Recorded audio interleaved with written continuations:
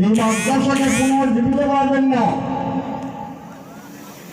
পাগড়ি আছে, পাঞ্জাবি আছে, লম্বা নামাজ পড়ে না, এই মাদ্রাসার অবস্থা হয়েছে, এই মাদ্রাসার অবস্থা হয়েছে।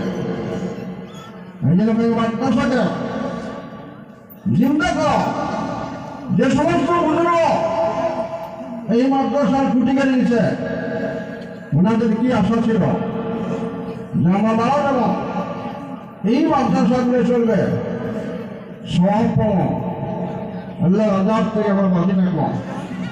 আমরা যে পাবলিক 1 টাকা 2 টাকা 100 200 করে ধান দেয় কেন দেয়? ফলো করে নাজাতের জন্য, ফলো করে যাতে আল্লাহ জাহান্নামে না দেয়। কিন্তু আজকে দেখা যায় চালা হয় মাদ্রাসা পড়া নাই, মাদ্রাসার ছাত্র নাই। আমি আপনাদের কাছে অনুরোধ করলাম, আমরা সিনিয়র মানুষ হিসেবে, সিনিয়র আলেম হিসেবে, মুরব্বী হিসেবে এই জায়গা পার্শ্ববর্তী মাদ্রাসার আলমী মেহরবানি আছে, পার্শ্ববর্তী মেহরবানি সরকারি আছে।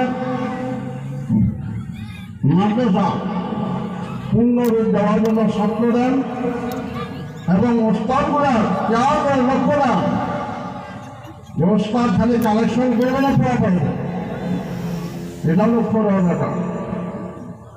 আমরা ছাত্র দেওয়ার জন্য রাজ দিয়েছি, ছাত্র যেন মাদ্রাসার পূর্ণ পর্যায়ে উন্নতি আমলগুলো হয়। কথাটা অনেকের ভালো লাগবে, অনেকগুলো বেড়া লাগবে। টিচার মিটার আসলে মানুষ ঠিক হয় না, টিচার মিটার আসলে মানুষ ঠিক হয় না। কেন মাদ্রাসা অবস্থায় লোক মাদ্রাসা কেন বানিয়েছে?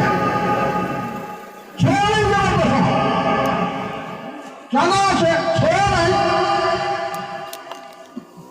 আসার এটা পাবলিকের